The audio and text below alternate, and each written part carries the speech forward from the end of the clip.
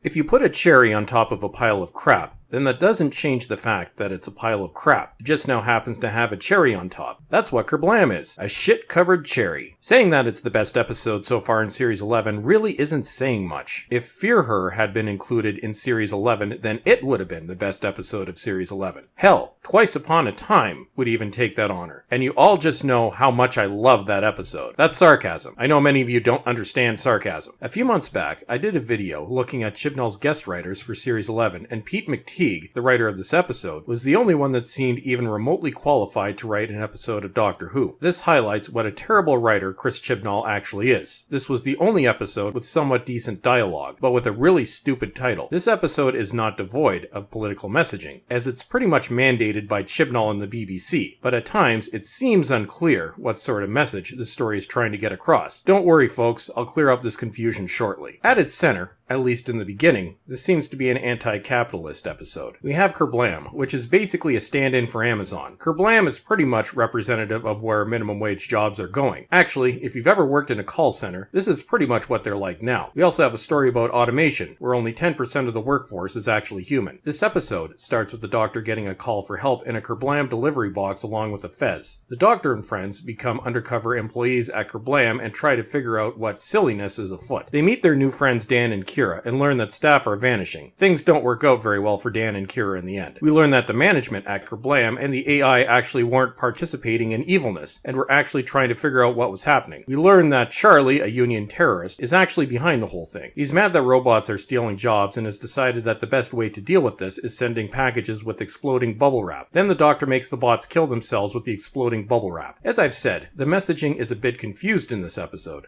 There are definitely anti-capitalist messages when it comes to worker exploitation and automation. I would expect the BBC to be anti-capitalist, considering it's a public institution where anybody who wants to watch traditional TV has to pay for it through the license fee whether they want to or not. Ultimately, Kerblam isn't the ultimate villain, which I have to give McTeague credit for. This is the only thing so far this series that wasn't completely predictable. So at this point you're saying, I guess this series isn't all about left-wing propaganda.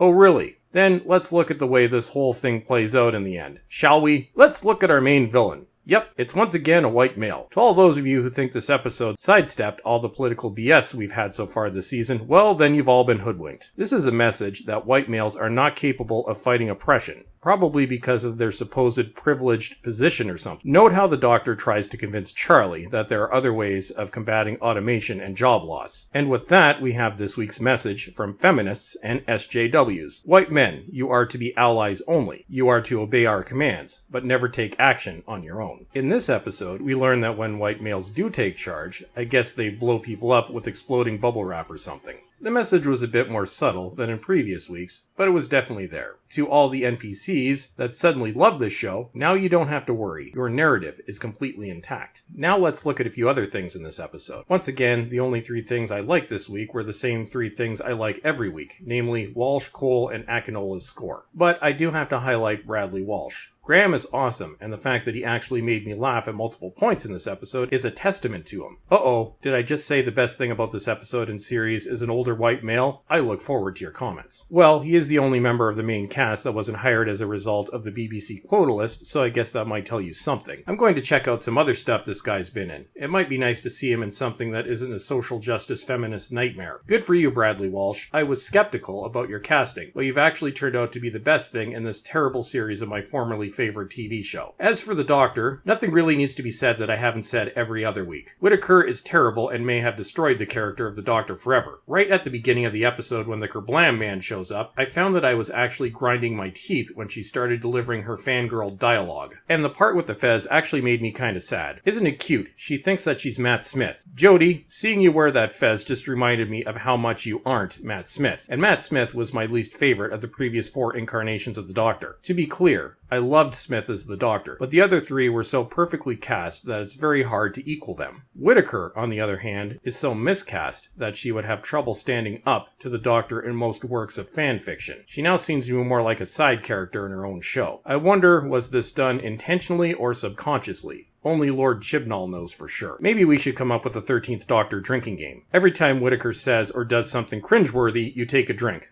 Actually, never mind. Perhaps that's not the best idea. We'd all be dead from alcohol poisoning before the episode reached its halfway point. Now it's time for my weekly rant about Yaz. Congrats, Chibnall, you somehow managed to give us our worst doctor and worst companion in the same series. I honestly don't know which of these two I dislike the most. Maybe it's a draw at this point. This week, we get to learn how much our quota-hire cop sucks at being a cop. Notice near the end of the episode when she's trying to restrain Charlie and he manages to get away. Yaz, this is a scrawny white kid. If you can't restrain him, then how can you restrain actual criminals? Maybe we should start turning Yaz into a meme. At least that would give this character some purpose. And just a side note, is it just me or do the bots look like they came from Fallout? But then I won't go into Fallout because Bethesda is having their own problems at the moment. But still, what the hell, Bethesda? In the end, what can we take away from Kerblam? Well, it's definitely the episode with the dumbest title, and it's the best episode out of a horrible season. Some people think that there was no messaging. No, it was just more subtle this week than in previous weeks. I've also seen some people say that this episode would have fit perfectly in the Russell T Davies era. Not really. It just steals some stylistic elements from that era. But had this episode been included in any of Davies' 4 series, then it definitely would have been considered the worst episode in whatever series it happened to be in. I will say I was right about one thing when I looked at the guest writers. The only remotely qualified writer did give us the best script. That's not saying much though, but it provides at least some further evidence that Chibnall is undeniably the worst writer the show has ever had. Stay tuned next week for the episode about witches written by a feminist. Somehow I think we're going to have a lot of fun with that one.